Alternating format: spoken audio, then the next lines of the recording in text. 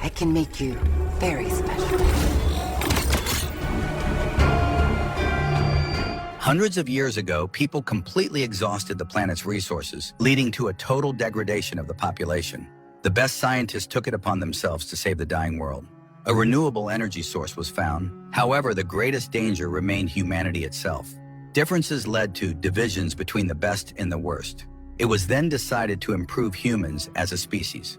On their 16th birthday, everyone undergoes a procedure that makes them physically perfect. No longer does anyone need to envy others or prove their superiority. Tally is one of those waiting for that day. For now, she is called an ugly, but she has the opportunity to see what she will look like, as she can choose her eye color or skin quality. That evening, she sneaks onto a bridge where her friend Paris is waiting for her. They watch a party in the City of the Beautiful, envying those who are already there. Paris is 3 months older than Tally, and tomorrow he will undergo the operation and move to the city. Tally will have to wait her turn, and she fears that Paris will forget about her. But he assures her that she will always be his squints, and he will always be her nose. He arranges to meet her in a month. The next day, the students gather in the main hall to greet those whose time has come. Dr. Cable talks about all the advantages of being beautiful and calls forward the future beauties. Paris says goodbye to Tally, and a girl named Shay, sitting next to her, notices this. In the evening, Tally returns to her room and remembers how she and Paris met when they arrived at school. He called himself Nose, and she called herself Squints. One day, the boy hurt his hand, and the girl intentionally cut her palm. From that moment on, they shared a mark of ugliness, a scar on their palms, and the belief that they were perfect for each other. The next morning in class, Tally talks about the white tiger orchid, which supplies energy to the cities and decorates the fields. That evening, she undergoes the mandatory scan for her future transformation, where she chooses gold for her eye color and dreams of reuniting with Paris, from whom there has been no news. The day of the arranged meeting arrives. The girl sneaks onto the bridge, but Nose is not there. Tally decides to sneak into the City of Joy. She reaches the outskirts, where a party is in full swing. Suddenly, a mask falls from above, allowing its owner to change their clothing. Tally puts it on, selects a dress, and heads out to search for her friend in streets filled with lights, laughter, music, and celebration. Miraculously, she finds Paris, who barely recognizes her. Even the scar on his hand is gone, though he swore he wouldn't remove it. It turns out that after the transformation, an ugly person's life becomes entirely different, where an eternal friendship oath no longer matters. Tally removes the mask to remind him of herself, but immediately becomes an unwanted presence. She runs, grabbing a rescue vest on her way. Realizing she is about to be caught, Tally jumps from a skyscraper. The vest saves her, and she manages to reach the bridge, but she is pursued, and just as she is about to be caught, Shay arrives to rescue her on her hoverboard. The girls immediately feel a kindred spirit. Tally shows Shay how to sneak into the locked kitchen and tells her that her meeting with Paris left her disappointed. One day, Shay suggests that Tally learn to ride the hoverboard and gives her a forbidden book to read. Tally learns that Shay told her friends about her jump with the rescue vest, and now she is the heroine of the entire campus, which could lead to her being denied the operation. But she continues with her lessons and masters the hoverboard.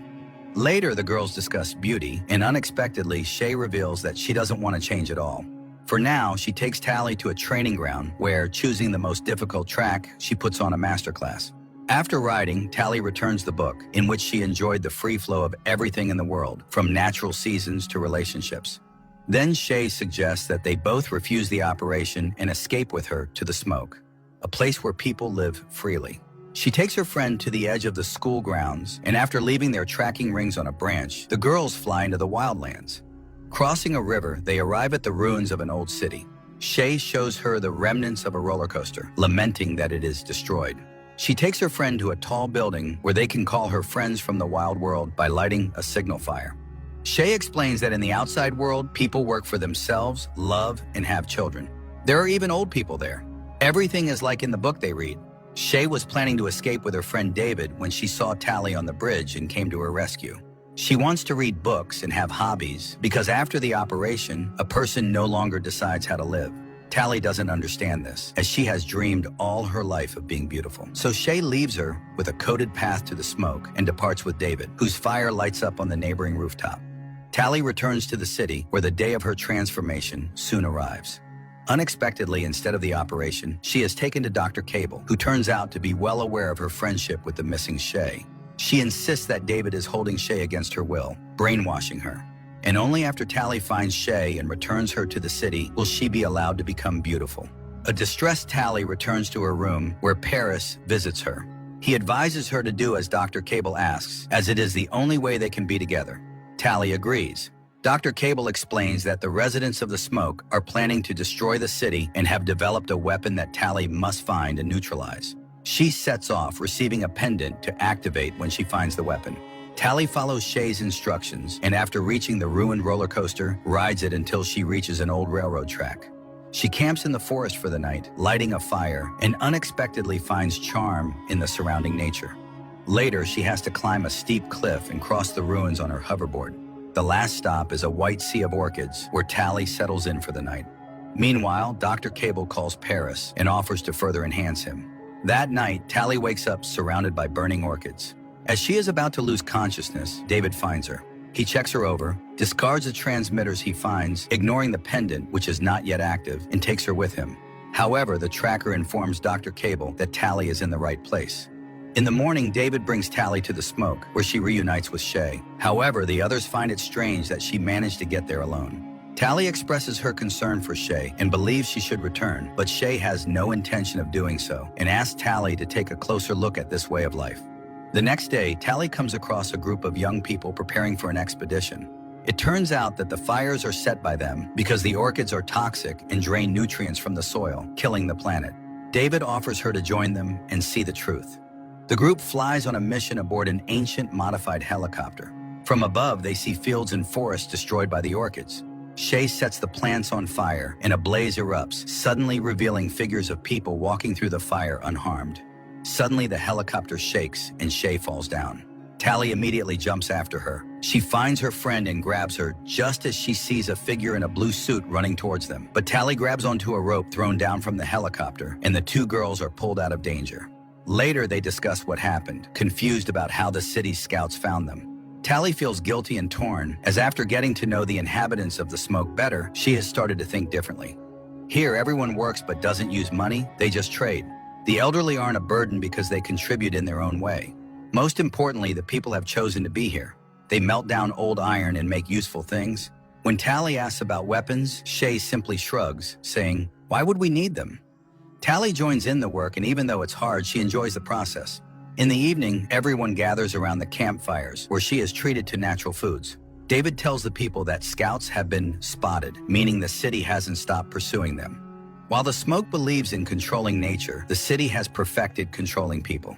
By focusing on appearance, people stop reading, learning, dreaming, and choosing who they want to become. That's why they are ready to defend their freedom. The next day, David teaches Tally how to shoot a bow, noticing the calluses on her hands, and gives her his gloves as a gift. At that moment, the flamethrowers arrive, having encountered scouts again. However, these are not typical beauties, but very fast and strong guys. Later, Shay notices the gloves and explains that in this world, things are different from the city. If a guy cares for a girl, it means she's important to him, so Tally has to make a choice. One day, Tally asks David about the weapons. He takes her to his parents. They reveal that they used to be plastic surgeons. It turns out these operations are not as safe as people believe. There were even fatalities. While studying these cases, David's father noticed changes in the brain of the beautiful, realizing that after the procedures, people's thinking became clouded and they experienced a false sense of happiness. But only Cable realized the secret was uncovered, and they were removed from their work and their research results were confiscated. It became clear that the brain was being intentionally damaged to control people. David's parents were lucky to find themselves in a community of dissenters where they were given a medicine that helped them stay sane. That's why they fled and dedicated the rest of their lives to creating a cure. But one of the main components remained in the city. The serum is the weapon, though it's not yet completed. Once they obtain what's missing, they will need to test it on a person, but only if that person agrees. That night, Tally reflects on everything she's learned, takes off the pendant, and throws it into the fire, not realizing that by doing so, she activates it. She tells David what happened, but he reassures her that she has chosen the right path. He tells her she is beautiful and kisses her. The next morning, the city attacks the Smoke. Men in blue suits trap the residents of the Smoke in nets and gather them in the square. Tally holds back David, and they watch the events unfold from a distance. Cable interrogates David's parents, and when she gets no answers, she orders Paris to kill David's father. He reaches out and with one swift movement, snaps the man's neck. David rushes out, and together with his mother, they cry over his father's body. Paris sees Tally but doesn't touch her, while Cable thanks her for her cooperation, revealing her true mission. As Shay expresses her disgust towards her, David's mother secretly slips a vial of the medicine into her son's pocket. Tally breaks free, runs to David's house, and sets it on fire. In the chaos, David escapes into the forest. Tally, shooting her pursuer with a bow, also runs while the townspeople burn down the settlement and take its residents away. Later, Tally finds David and tells him that she didn't know the whole truth, and the residents of the smoke paid the price. She is ready to help him get to the city and fix her mistake. She takes him to the school, introduces him to Shay's friends, and asks them for help. The young people start a rebellion, writing the words "Smoke Forever" above the city, diverting attention from the main goal. Taking advantage of this, Tally and David sneak into the laboratory. But to access the right level, the school ring is not enough. David takes it from a guard, and the pair find and free the residents of the smoke. But Shay has already been taken for the operation. Tally, David, and his mother rush after her, but it's too late. Shay has been turned into a beauty, and she really likes it. At that moment, Paris and Dr. Cable enter the laboratory, urging people to finally make a choice. All three step into the transformation booths. But just as the process begins, a helicopter flies overhead, and David's friend uses a flamethrower to melt the outer glass. The system collapses, Tally pulls Shay out, and while David's mother finds the necessary component for the medicine, they escape. The group makes it to the roof, where they are stopped by Paris. Tally tries to remind him of their friendship, but he reaches out, and David, remembering his father's death, attacks the handsome man. After a struggle, Paris dangles over a waterway, and at the last moment, he recognizes Tally, but he slips and falls down. David leads Tally away.